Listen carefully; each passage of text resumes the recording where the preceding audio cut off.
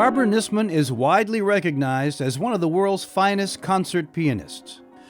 Hailed as one of the last great pianists in the grand romantic tradition of Liszt, Rachmaninoff, and Rubinstein, she has performed with leading orchestras on almost every continent.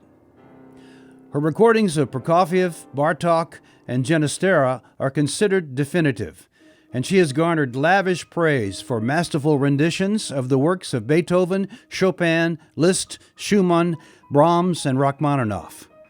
She's also in demand as a writer, lecturer, guest artist, and clinician, both in the U.S. and abroad. A West Virginia resident since 1989, Nissman was born on December 31, 1944, in the West Oak Lane section of Philadelphia, to Albert and Sophia Nissman. She fell in love with the sound of the piano when her older sister started playing. She begged for lessons, but soon discovered that she was definitely not a musical prodigy. "Don't waste your money," her first piano teacher told her mother. "Your daughter will never play the piano." Undaunted, Nissman persevered and proved to be a radiant late bloomer. When the first blossoms appeared at age 11, she knew what she would do for the rest of her life. Nearly 7 decades later, she's still in love with the piano and the great music written for the instrument. Commuting to the Juilliard School in New York for lessons during high school, she was awarded a full scholarship to attend the University of Michigan's School of Music. She graduated with both a bachelor's and a master's degree in 1966 and won the school's Stanley Medal, honoring the highest achieving student.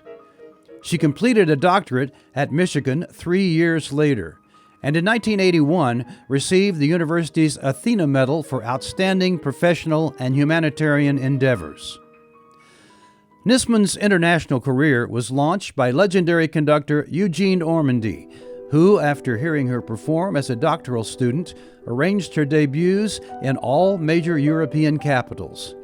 She subsequently made her American professional debut with the Philadelphia Orchestra, with Ormandy conducting. Since then, she has performed with the leading orchestras throughout Europe and America. She has worked with some of the major conductors of our time, including Ormandy, Riccardo Muti, Stanislav Skrovichevsky, and Leonard Slatkin. She was inducted into the inaugural class of Steinway Legends, chosen from more than a century of Steinway artists. From 1970 to 1982, she was based in Amsterdam and London. While in London, she initiated a TV series, Barbara and Friends, for BBC television. Years later, collaborating with the Greenbrier Valley Theater, she adapted this program for use in public schools throughout West Virginia. One of the most significant facets of Nissman's career was her association with Argentinian composer Alberto Ginastera, who she met while attending the University of Michigan. The famed composer was so impressed by Nissman that he wrote and dedicated his last work to her. Recognized today as a leading authority on Ginastera, Nissman has premiered and recorded his complete works and recently completed a video masterclass devoted to the composer. Her immersion in his music has led to friendships and collaborations with other Ginastera fans, including rock keyboardist Keith Emerson and jazz pianist Chick Corea. Nissman is also renowned as a leading Prokofiev interpreter, making history in 1989 by being the first person to perform Prokofiev's complete piano sonatas in a series of recitals in New York and London.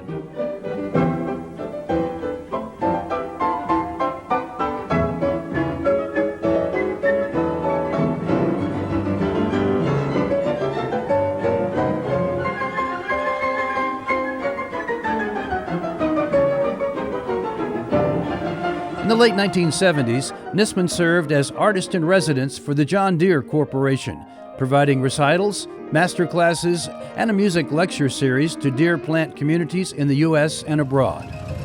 This was the first time an international corporation had employed a classical artist to serve its worldwide community. In 1987, Nissman married the love of her life, the esteemed poet Daniel Haberman. The two met at the Cathedral of St. John the Divine in New York City when Nissman was performing a memorial concert for Ginastera. Haberman, the cathedral's first poet in residence, was founder of St. John the Divine's American Poets Corner. In search of a home where a poet and a pianist could live together with the peace and quiet to work, they settled on a farm in Greenbrier County, West Virginia in 1989. Sadly, he passed away just 2 years later, but his spirit continues to inspire Nissman.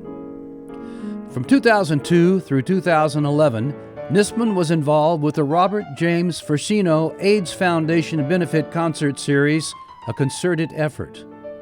These concerts have raised well over $2 million for AIDS service organizations worldwide. In 2007, she appeared on stage with Don Henley and Billy Joel, performing on the Walden Woods Steinway, in a fundraiser for the Walden Woods Project at Jazz at Lincoln Center. In 2008, Nissman received the Governor's Distinguished Service to the Arts Award from the state of West Virginia. She was presented with the Governor's Lifetime Achievement in the Arts Award in 2020. In 2014, at Steinway Hall in New York City, Nissman launched her record label, Three Oranges Recordings. 3 years later, she established the Three Oranges Foundation with the mission of making classical music accessible and relevant and supporting her assorted educational projects. Last year, Nissman returned to Amsterdam to commemorate a concert series she helped to found 40 years earlier. She received a hero's welcome with an audience of 12,000 coming out for the show, an additional 1.2 million viewing via live television broadcast. At 78, Nissman continues to be an artist who is constantly growing and evolving. Her playing is as dynamic as ever, and her performances are all-consuming musical experiences for the audience.